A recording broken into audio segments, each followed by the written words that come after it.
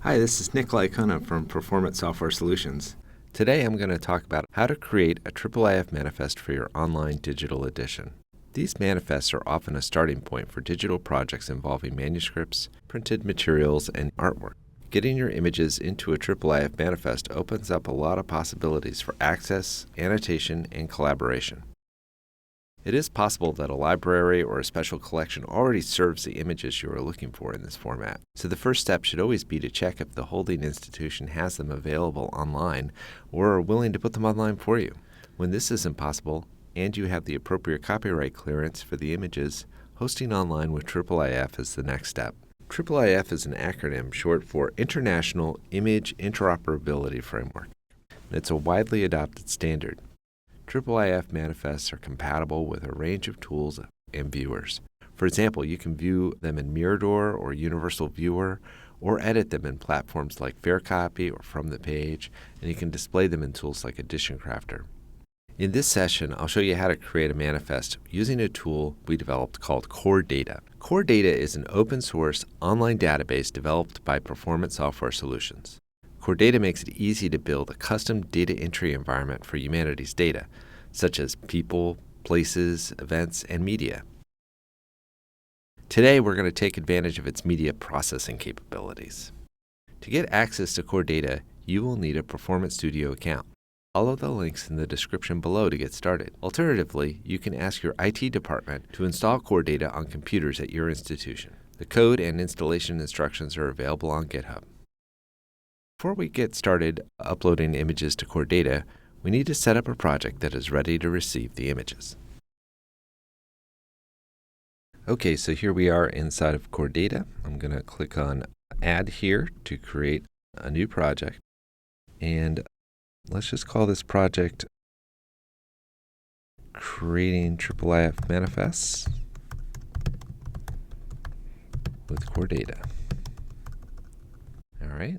We don't need any of these other options, so we're just going to hit Save. And now here we are in the Project Settings page for our new project.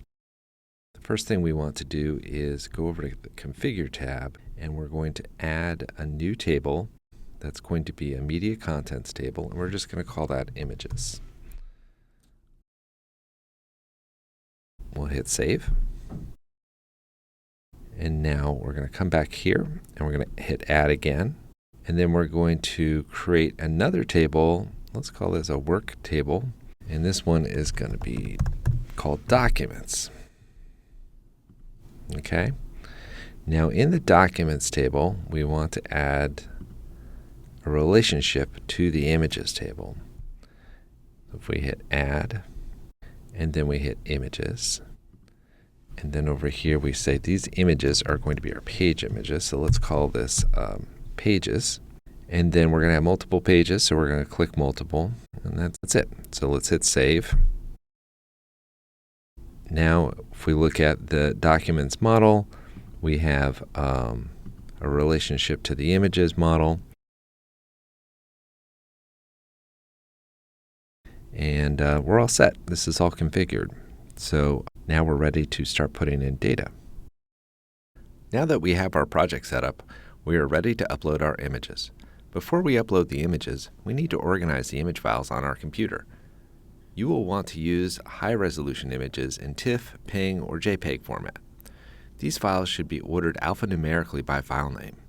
This will determine their order in the manifest. We have a folder here with some page images, and you can see that I've named the page images in such a way that they will sort properly alphanumerically. So I've padded them with zeros so that when there's a large number that they still sort correctly. And so I'm going to take these images and I'm going to put them up into CoreData and then create a manifest. So this whole process that we've done here of creating the project settings, you only need to do that once. Once you've done that, you can keep adding more and more documents. So if I go over here to Data Entry, you can see now I've got two tables, Documents and Images. I'm just going to work with the Documents table. I'm going to add a new document. Let's give it a name. We'll call it IIIF Demo Document. And I'm going to select this as the primary name and then hit save. And now if I hit save here, this pages area appears. And if I click add and upload from your computer, then I can take my folder of images here and drag these images into this area and hit upload. And so now it will upload these TIFF files up to the server. And then when it's done, it'll start putting together thumbnails. It takes a minute for it to process. So we'll just wait a second until it's done. I might have to hit refresh for it to process properly.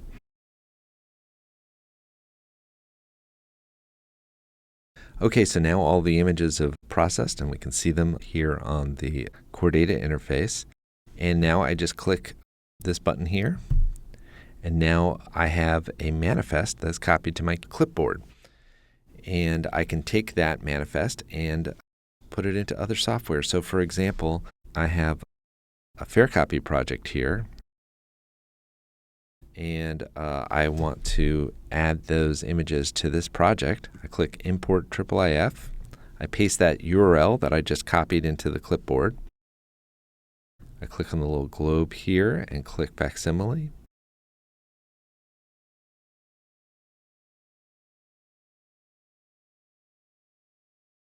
And now those images are loaded into Faircopy. And I can see it is loaded here.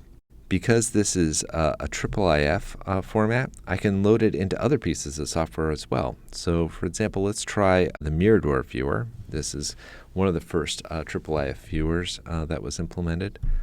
And if I go to their demo page and just kind of come over here and click Add Resource, I can paste that URL in here too and click Add. And then I'll see at the top, here's our document. If I just remove some of these other demo things, and just make ours bigger, you can see that it uploaded our test pages just fine into the IIIF viewer.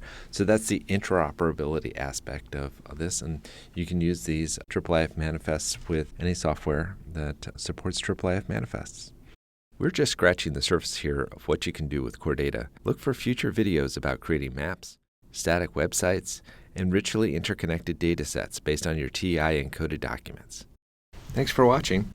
For more information about Performant software and some of our digital humanities projects, you can go check us out at performantsoftware.com. Have a good one.